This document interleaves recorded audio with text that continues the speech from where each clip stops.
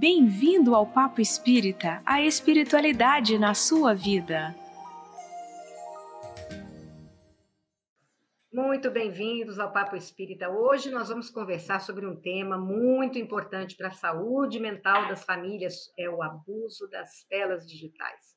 Para isso, a gente trouxe como convidada Lúcia Moisés, que é educadora, expositora e escritora espírita, membro da equipe de inclusão da área de infância e juventude da FEB, que é a Federação Espírita Brasileira.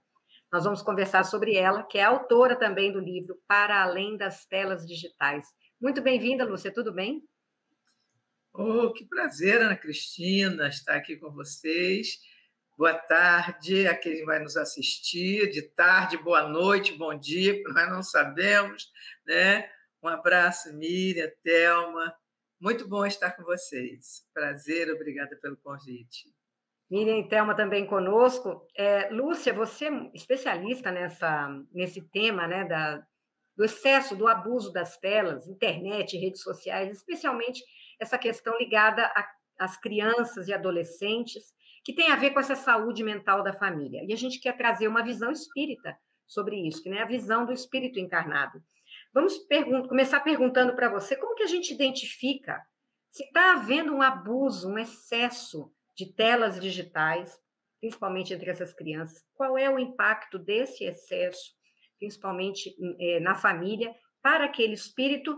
Lembrando que uma fala que você mesmo tem, que a tecnologia, ela é positiva, depende do uso que a gente faz dela, né? Com você. Pois é, eu quando começo a falar sobre esse tema, eu digo para que ninguém se sinta culpado. Veio como uma coisa maravilhosa, nós estamos numa tela, nós estamos falando numa tela, cada um no seu lugar, lugares às vezes diferentes. Tela é lei do progresso, tecnologia é lei do progresso. No entanto, nós nos encantamos com isso, nós ficamos maravilhados com essas possibilidades e descobrimos que as nossas crianças se acalmam.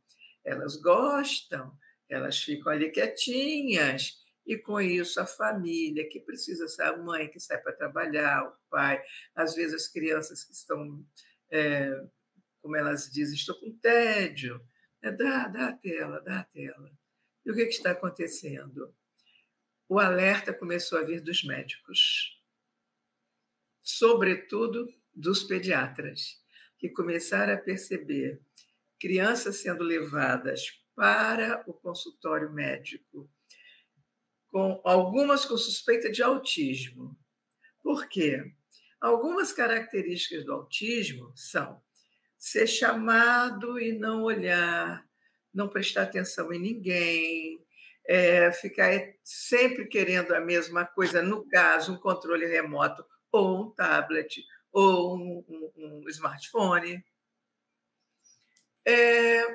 Essa criança fica extremamente irritada quando não tem esse controle. E o fator talvez que mais seja grave e que chama a atenção dos pais é não fala quando tinha que começar a falar. Uhum. Essa criança que tem um atraso, às vezes, de 2 anos de linguagem, na aquisição da linguagem. Então, o que estava acontecendo? Eles começam a perguntar para os pais quais são os hábitos dessas crianças, né? E o que é que descobre? Bom, nós precisamos sair para trabalhar, então a mamadeira já vai com a televisão ligada. Quando nós precisamos dar uma limpeza na casa, fazer alguma coisa para trabalhar, mesmo dentro de casa, você dá um tablet para ele, ensina como é que usa lá, aí ele vai ver a galinha pintadinha, ele vai ver lá o Patrulha Canina, aqueles programinhas que eles gostam. E se eu tenho algo que me distrai, algo que me fixa a minha atenção o tempo todo, não quero fazer mais nada, eu fico quietinho. E aí papai e mamãe conseguem trabalhar. Por isso é que eu digo, não se sintam culpados, porque nós não sabíamos. A gente achava que isso ajudava. E, no entanto, quando os médicos começaram a ver as consequências e os impactos são muito negativos, muito. E é por isso que nós estamos hoje falando, e talvez até por uma questão de algoritmo, nós sabemos, e eu vou falar já dos algoritmos, por uma questão de algoritmo, como eu me interesso pelo tema, eu tenho as minhas telas inundadas por esse tema. Exato, Então, você fica numa bolha, né, Lúcia? toda hora, não sei se para vocês também.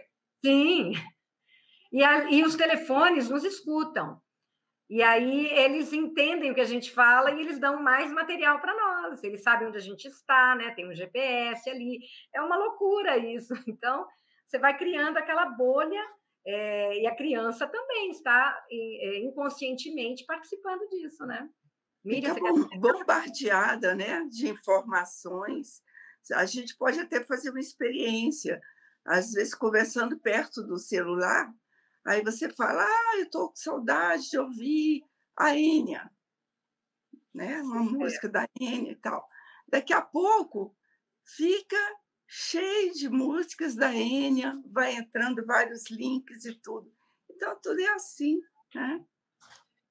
Na verdade, quem produziu todo esse material, os CEOs do Vale do Silício, eles contrataram neurocientistas para criarem essas dependências tecnológicas que nós temos.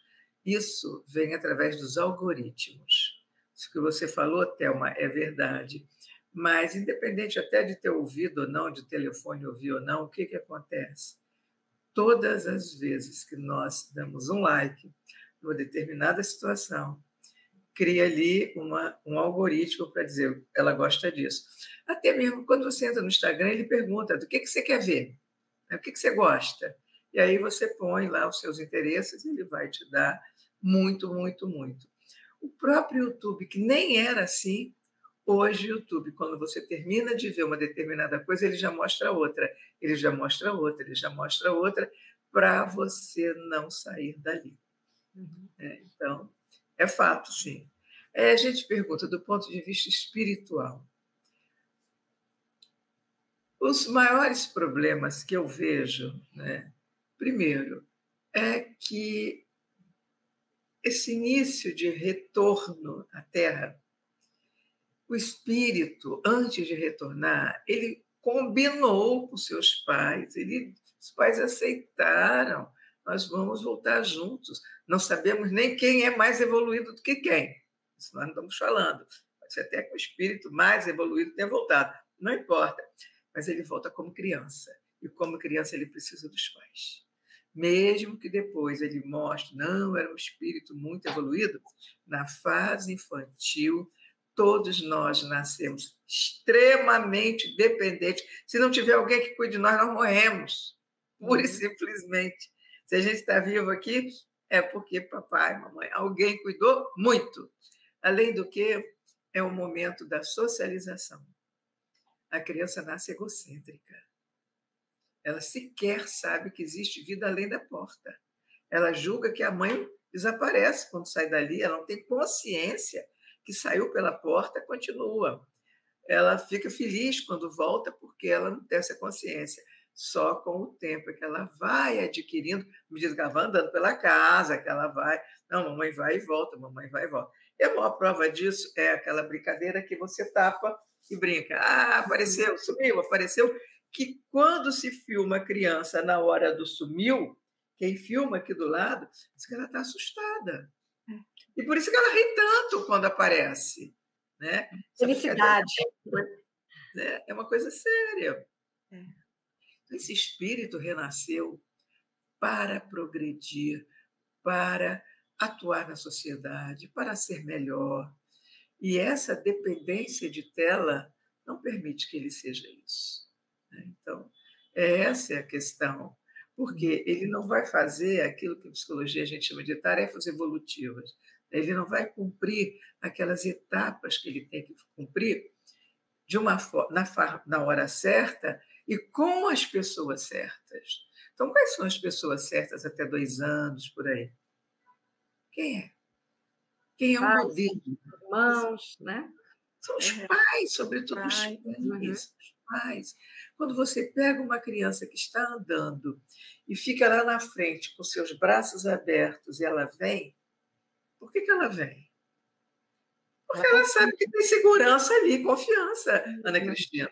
O nome que se dá em psicologia é confiança básica, que o Erik Erikson deu. Confiança básica, ao contrário da desconfiança básica. Ele diz, quem tem a experiência tem confiança básica para levar para o mundo. Quem não tem, vai levar para o mundo a desconfiança básica. Ninguém presta, eu não posso confiar em ninguém, porque me deixaram cair, não me ajudaram em nada. Eu levantava, não tinha 2 mãos aqui para me segurar. Ô, Lúcia, então, oi, querida. É interessante o que você está falando, né? Que eu estou aqui pensando que esse assunto atualíssimo, né, que está sendo trazido, que é o uso das telas, há também por trás, vejo assim, um choque enorme de gerações, né? Essa nova geração que chega, que a gente brinca que já vem chipado, porque essa tecnologia para eles é uma coisa mais natural. Uns pais que começaram, né, que nasceram nessa introdução dessa tecnologia, e uns avós, onde eu me coloco, que já na idade madura que começaram a ter contato. Então, a tecnologia das telas não é ruim, mas como é que a gente vai usar bem uma coisa que não fazia parte da nossa vida, né, da nossa rotina? Por isso que era muito fácil, né, deixar, como você disse, sem culpas. Deixamos as telas para as crianças verem. Antes era a televisão, agora é o tablet, o celular, né? Esse choque de gerações também, será que ele também não influencia uma maior permissividade do uso de telas pelas crianças? Olha, você está batendo numa tecla fantástica, fantástica. A geração que lida diretamente com a criança, ela consegue. Ela está extremamente adaptada, faz uso da tecnologia. A criança é mito, presta atenção, é mito que ela seja tecnológica. Não é, não. O que acontece é que é tudo muito intuitivo e foi feito para criar dependência. Já vou falar como é que se cria dependência, né? Mas a mamãe que sabe mexer, que sabe, pode fazer os controles. Existem os controles para serem usados. Vai lá, baixa na internet, tem uma série de controles de temas, de idade, de tempo. Tudo isso tem controle. Só tem o seguinte, a mamãe deixa com os avós. E os avós acham muito bom deixar aquela criança feliz, rindo, vendo suas coisinhas. Eu passo o dia inteiro no TikTok, 20 segundos. A cada 20 segundos, acabou, passou, acabou, passou, acabou, passou, acabou, passou. Não tem foco, né, Lúcia? O que acontece? Uma irritação absurda quando você diz, agora para, porque nós precisamos. Coisas básicas, você tem que almoçar, você tem que tomar banho, você tem que dormir, você tem que fazer o dever, você tem. Só que isso demora muito. Comer demora. Me dá o telefone que eu quero comer vendo, porque só comer me dá tédio. Então, já que eu estou falando de tédio, hoje, o que nós estamos comentando é o seguinte, Thelma, Ana Cristina, Miriam e vocês que estarão nos assistindo, possivelmente, na infância também tinham tédio. Um dia de chuva, um dia de férias com chuva, que a gente não saiu, não foi para lugar nenhum, não tem mais nada para fazer. O que a gente fazia? Inventava. Ai, o que eu vou fazer? O que eu vou brincar? Aí vai pegar tesoura, se tem boneca, vai fazer roupa de boneca, vai papel, vai desenhar, vai inventar. Então, era assim. Tédio, criatividade e ação. Tédio, criatividade e ação. Hoje, queridos, tédio, tela. Tédio, tela. Criatividade vai faltar.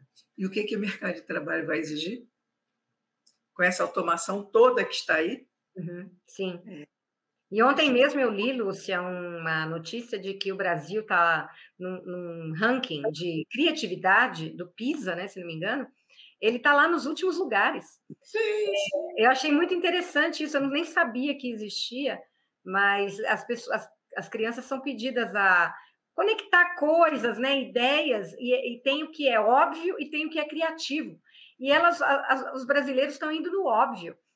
É interessante como talvez as telas, né, e a gente tem um excesso muito grande de telas no Brasil, talvez esteja... Nós somos o penúltimo país em termos de tempo de tela. São 9 horas por dia. Nossa, olha só. É interessante, porque eu tenho uma neta que mora fora do país, estuda num colégio assim, que desde que ela entrou no colégio com 4 anos, ela usa dicionário. Precisa usar dicionário, ler livros. Não é livro na tela, no tablet, não. É livro mesmo. Dicionário é o dicionário. A outra que mora aqui no Brasil, ela estuda num excelente colégio, um dos colégios assim, de ponta aqui em Brasília e tudo. Aí eu falei, cadê seu dicionário? Ela, não, vovó, a gente não usa dicionário, usa o celular, usa o Google. Aí eu falei assim, poxa, não está na hora de você comprar um dicionário para você? Não, eu não quero. Então, assim, dois extremos, porque a gente tirou os livros, buscar estudar, buscar a criatividade, né? Porque tudo isso é um exercício. Mas, não, vamos procurar no livro tal, vamos buscar, folhear o dicionário. Ela não sabe folhear.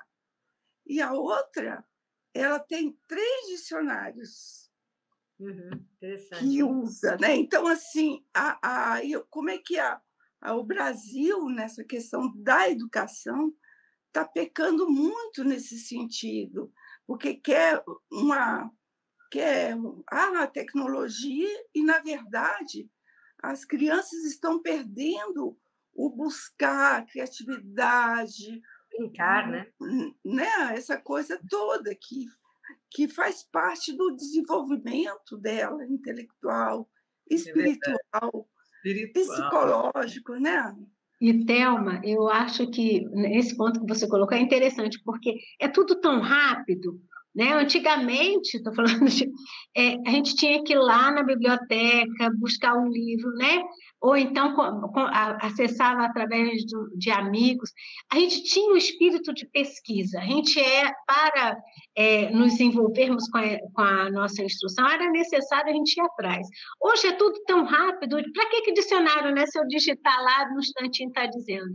Então, eu acho que há um descompasso, na minha ignorância de enxergar esse assunto, que eu nem sou dessa área, há um descompasso entre a utilização dessa tecnologia e o bom uso, porque eu poderia ter, nessa rapidez de informação, um uso melhor que estimulasse criatividade, que estimulasse esse clima de pesquisa, né? E não que trouxesse dependência, mas a questão é, né, Lúcia? Porque também nós estamos num mundo capitalista, né? Tudo gira em torno...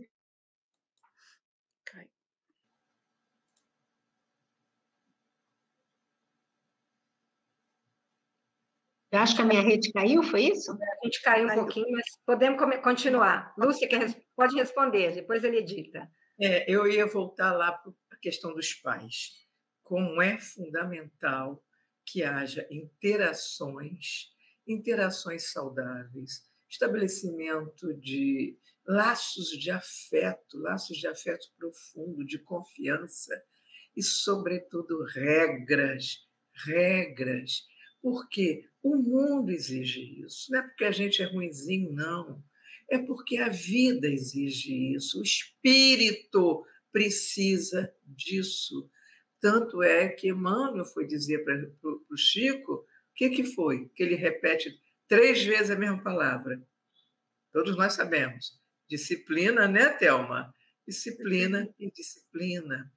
Então, essa criança precisa, no início da vida, por isso a Sociedade Brasileira de Pediatria diz que até 2 anos, nada de tela. A Sociedade Francesa de Pediatria diz 3 anos de tela.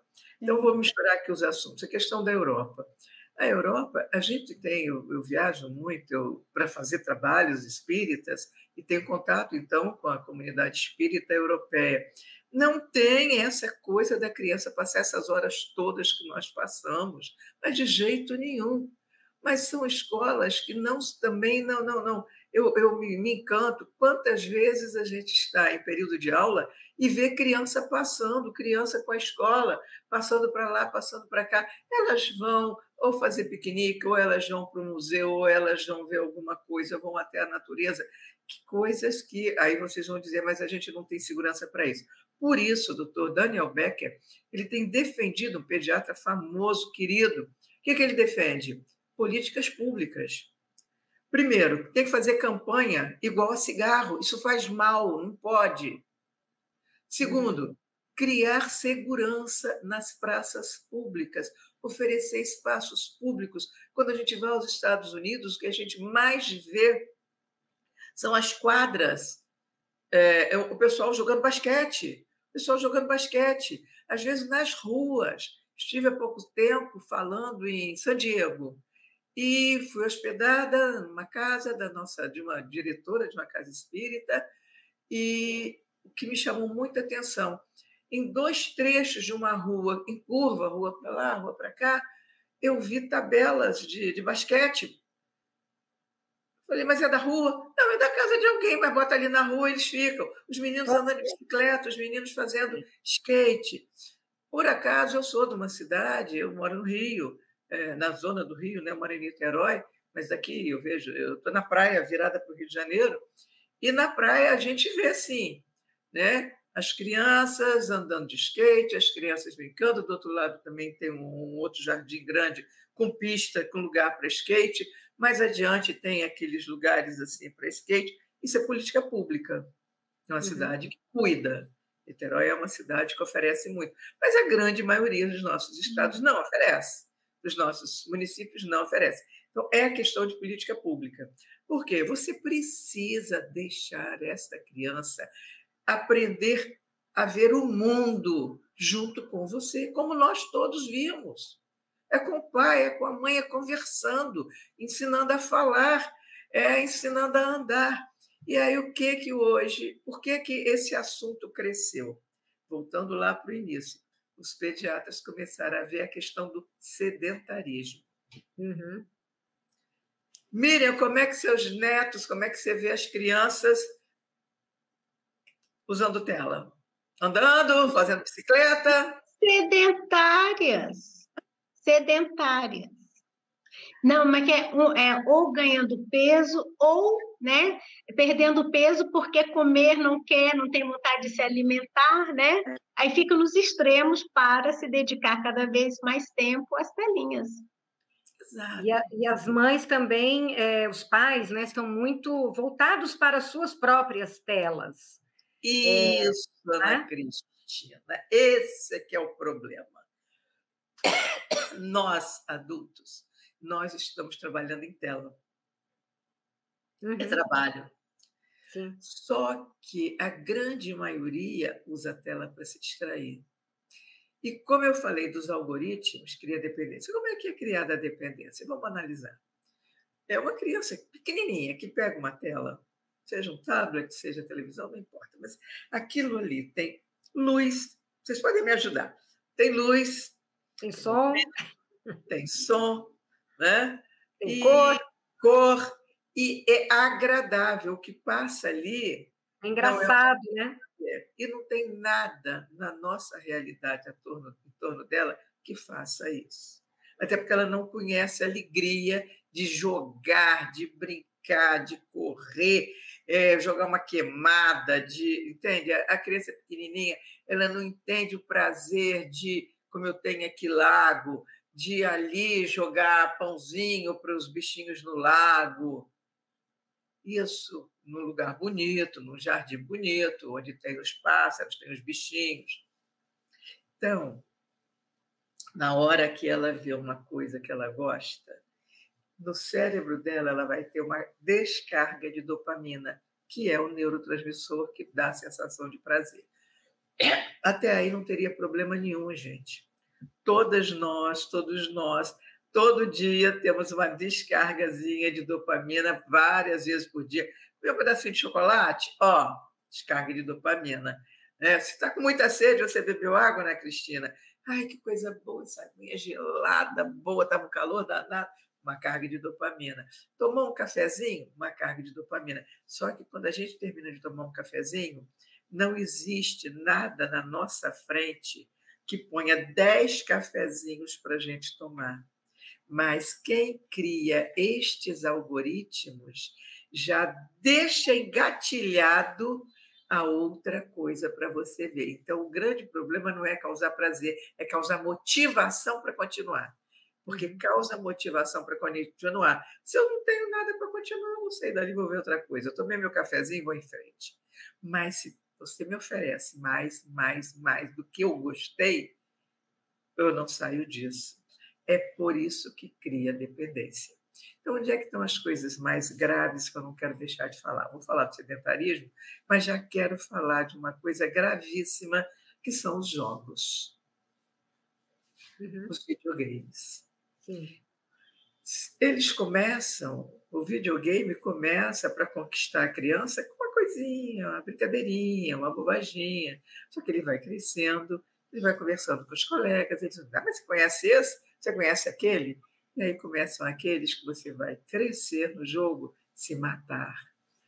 E continua crescendo no jogo, se eliminar todo mundo. E continua crescendo no jogo, se eliminar trucidando, fazendo com muita maldade. Ele vai fazendo. Então, o que acontece? O que acontece do ponto de vista espiritual, minhas queridas? A gente retrocede em termos de estado de lidar com a vida, né? A gente, de vez de ir mais para a humanidade, a gente vai retrocedendo para os nossos instintos ainda animalizados, né? E a sintonia? Sim, a pior possível, claro. Exatamente. Sim, porque você vai criando dentro de você, né, Lúcia, sentimentos, vontade de ganhar, vontade de competir, não só isso, né? Mas aí você quer matar, você sente, eu acho que você vai vivenciando aquilo, porque os vídeos são muito reais também, né? Ganha matando, né? Esse livro aqui, A Fábrica de Cretinos Digitais, do Michel Demirjian. Nossa, que título bom! Ele diz aqui, porque pela primeira vez filhos têm QI inferior ao dos pais. Grave, não né? É mito dizer que eles são melhores tecnologicamente, não. Eles vão naquilo que é intuitivo, mas não sabem programar, por exemplo. Enfim, o QI é inferior. E ele diz, os perigos das telas para as nossas crianças, mas tudo que nós estamos falando é das telas recreativas, porque as telas educacionais não têm esse problema. Mas eu quero mostrar uma coisinha aqui a vocês, que é o seguinte. A bibliografia que o Demirjian usa em 2 colunas é tudo isso aqui. Tudo isso aqui. 1531 bibliografia. Quem é o Demirjian? Ele é o diretor de pesquisa do Instituto Nacional de Saúde da França. Diretor de pesquisa de saúde. Então, tudo que ele coloca aqui são as pesquisas. E é doloroso quando a gente lê as pesquisas sobre os efeitos negativos dos videogames. Ele elenca, queridas e queridos que nos ouvirão depois, uma quantidade absurda de pesquisas que diz videogame violento cria pessoas violentas, videogames violentos criam pessoas insensíveis à dor do outro, videogames violentos criam pessoas que acham natural maltratar, fazer coisas ruins. Porque tem algumas pesquisas raras que dizem não é bom, ele destrói com os argumentos que ele tem. Né? Então, isso é sério. Lúcia, eu queria entrar num assunto que você está trazendo agora, essa questão da insensibilidade, né? Uma desumanidade. A gente entra nas redes sociais para qualquer coisa, você tem os haters, né? Então, são pessoas, e é uma legião de gente criticando, sendo negativa, apontando defeito para tudo, tudo, tudo. E as crianças e adolescentes são os mais prejudicados, digamos que a gente possa ter um filtro maior, mas nem sempre, né? O que isso gera numa criança que está super exposta a redes sociais, a esse tipo de comportamento que existe nelas, porque não tem, as pessoas se sentem à vontade, né, para vir com coisas muito prejudiciais. E você acha que isso tem a ver com esses níveis tão elevados de ansiedade nas crianças, de fobias, e também de ideação suicida, cortes, né? Essas crianças que estão fazendo esses... Automutilação. Automutilação. Não sou eu que acho, não. São as pesquisas. Né? As pesquisas mostram uma relação direta do uso, e não é coisa nova, não. Eu já comecei a discutir esse assunto pelo menos as redes sociais são de 2012, mais ou menos. A gente já vem falando disso há pelo menos uns 8 anos, falando dos efeitos negativos das redes sociais para as pessoas mais inseguras. As redes sociais, para as pessoas muito populares, que têm já uma autoestima alta, elas só elevam a autoestima, porque são muitos likes, esses youtubers, essas pessoas que são muito populares. Então, mesmo que tenha crítica, eles têm milhares por dia de likes, e isso vai elevando. No entanto, para a grande maioria que entra nas redes sociais, imaginando o seguinte: eu não tenho muitos amigos, eu sou mais sozinho, mas ali é um espaço que eu vou conseguir. Na verdade, é um lugar em que há tudo isso que você falou e mais. Né? Tem automutilação, tem muita comparação, tem muita mexida para baixo na autoestima, porque as pessoas começam a olhar uma fantasia, porque a gente sabe que é fantasia da vida do outro. Ai, é tão charmosa, ela viaja, ela tem essas roupas lindas, ela está com namorado, eu não tenho nada disso. Então, é muita dor, muito sofrimento. E o que é pior? O cyberbullying, que por isso que você falou no início, por trás da tela faz-se coisas horríveis, as pessoas fazem coisas horríveis. Basta qualquer comentário seu que você vai receber, como você falou, Ana Cristina, uma enxurrada de ataques, de frases negativas, de críticas, e isso mina a autoestima, isso dá depressão, isso dá uma grande ansiedade, porque as pessoas, quando postam, elas querem ver o que aconteceu. Será que eu agradei? Será que eu não agradei? Sim. Não, então, e a própria rede te notifica quando você receber um comentário, né, daquilo que você fez. Então, mas eu falo mais assim, uma coisa mais próxima, né? Porque eu li há poucos dias uma pesquisa da Folha de São Paulo com 10 jovens perguntando o que cria em você ansiedade. E uma das respostas foi: quando eu posto alguma coisa no WhatsApp e as pessoas não respondem. Aí eu fico: será que eu falei errado? Será que ela não agradou? Por que está demorando tanto? Por que não me responde? É um pouco por aí, né? Porque a rede mais usada é o WhatsApp, seguida do Instagram, do YouTube, o Facebook vem mais atrás. O Twitter, que eu não tenho. Menos, e o TikTok, que eu achava que era muito. Não é. Eu não conheço o TikTok, mas o Twitter, eu nunca também estive, mas os meus filhos dizem que é uma terra sem lei, que é uma loucura. Isso. Eu nem quero entrar. Ali você coloca e todo mundo vem arrepiando mesmo, né? Então, são essas situações. A automutilação, o pico da automutilação, queridos, é 12 anos. E se corta por aqui e usa manga comprida, e papai e mamãe nem veem, nem notam que está ali de manga comprida. Então, isso é verdade, sim, é uma questão que a gente tem que olhar, tem que abraçar. Nós, os evangelizadores, os pais, os educadores, temos que conversar, estar abertos para conversar sobre isso, né? O que é que você está fazendo. Agora, a regra é: diminui o tempo de tela e oferece outra coisa. vai oferecer livros, vai oferecer programas bons, mesmo que sejam em telas, porque nós falamos do excesso dessas coisas. Mas nada contra você ver, por exemplo, estou acompanhando o Chosen, né, que é o filme mais visto no mundo.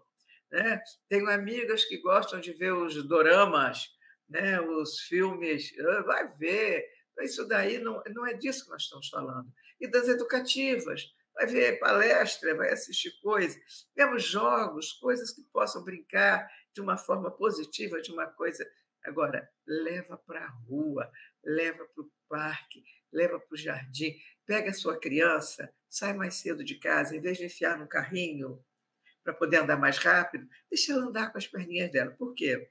Nós falamos do sedentarismo. E rapidinho eu queria falar de duas coisas. O sedentarismo hoje está mostrando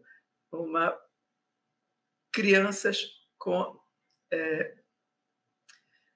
excesso de peso, que isso daí é o óbvio, porém, com predisposição para as doenças cardiovasculares, crianças com diabetes, crianças com níveis altos de colesterol, níveis altos de glicemia, níveis altos de triglicerídeos, crianças que estão realmente com grandes problemas de dependência, crianças que estão irritadíssimas quando não conseguem ter os seus celulares, seus aparelhos, e que gritam, que batem, que xingam, que ficam desesperadas. E outra coisa, uma epidemia de miopia.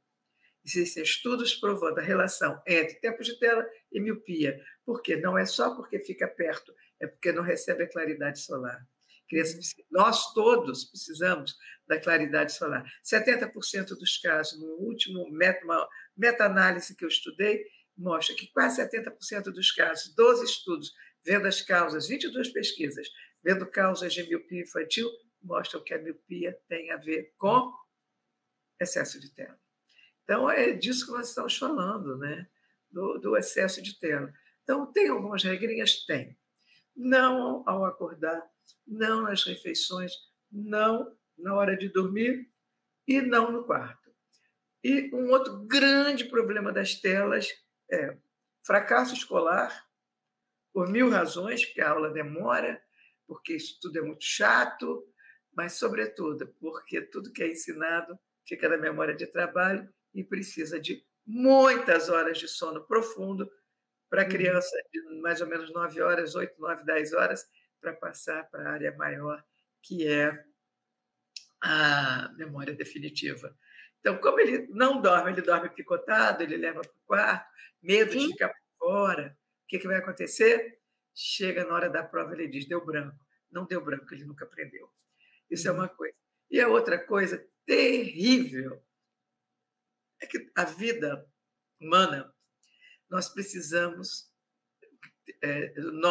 a nossa composição, de ter... Deus nos deu o cortisol. Para quê? Na hora que vinha o bicho, a gente ficava assustado, saía correndo, se livrava. Na hora que precisava de alguma coisa que precisava fazer um esforço enorme, enorme, enorme, rolar uma pedra para cima e tal, pegar uma tora pesada. Ai, cortisol ali dando energia para a gente. Hoje, o cortisol só dá estresse. Só estresse. E aí, o que acontece? A gente não tem que sair correndo do bicho. O que acontece? Quando é que você baixa os níveis de cortisol? Com 8, 9, 10 horas de sono para a criança.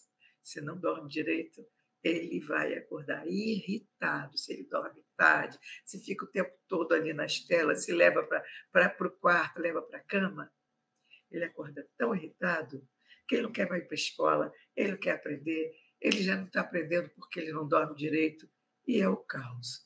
Então, o que se faz para acalmar essa criança? Percebem? O ciclo vicioso? Nós é que temos que quebrar. A gente é que tem que quebrar. Quebrar com diálogo, quebrar explicando essas coisas, quebrar conversando sobre isso, com toda amorosidade, porque eles, coitados, vieram uma hora que nós, os adultos, não soubemos coordenar e controlar.